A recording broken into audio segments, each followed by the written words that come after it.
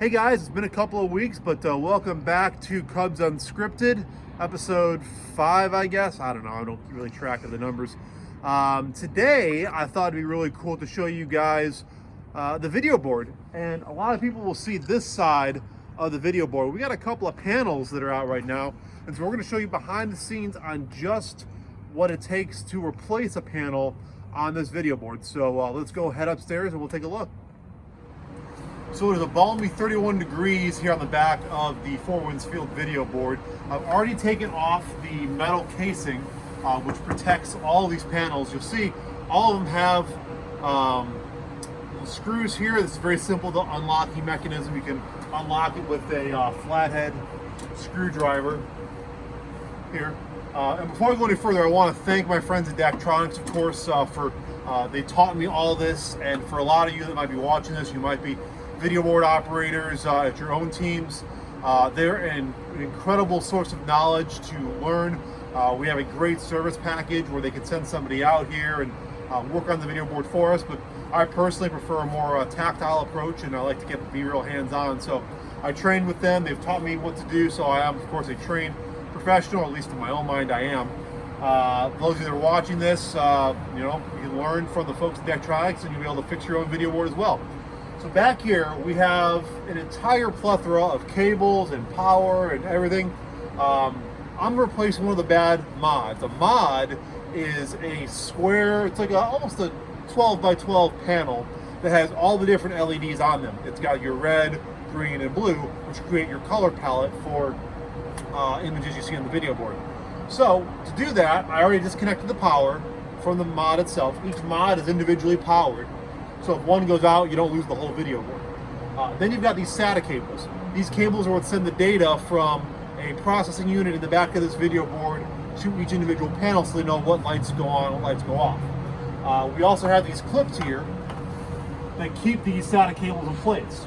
The one thing I love about Daktronics is we had an issue with this board where some of the cables were, rather the mods, losing connectivity. The mods themselves were fine.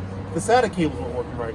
So they actually came in here, replaced every single SATA cable, and then we were still having some issues with some, and they were making not great contact. So they created these clips for us. They created these just for us, and actually had to 3D print them and get them all put together, and they clipped them on the SATA cable so it keeps it in place. So that's, again, what I love about Daktronics is the fact that they are able to keep, anytime you have a problem, they can come up with a solution for you. So thank you, Daktronics service. So I'm just going to remove these clips from each SATA cable, and then I got to remove the SATA cable itself. You've got one that goes into one port, one that goes into the other.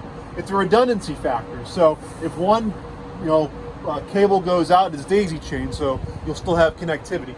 Now comes removing the panel itself. So now I've got the special tool. It's really just an Allen wrench, but it's a special tool that came with my Daktronics equipment. And I go clockwise. You hear that click? That means that I'm locked.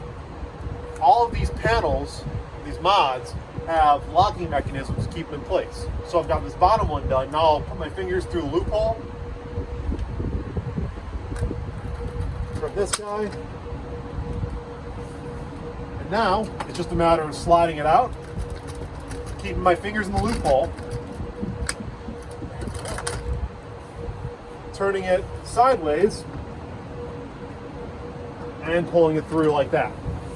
Otherwise, with how this grid is set up, you wouldn't know how to get it out otherwise. And when I first learned, I had a heck of a time actually getting these panels out. I was scraping the bottoms of these. And while I actually have this out, I'll show you really quick. So here's the LEDs we were talking about, kind of all built in there. And then there's also what's called a louver.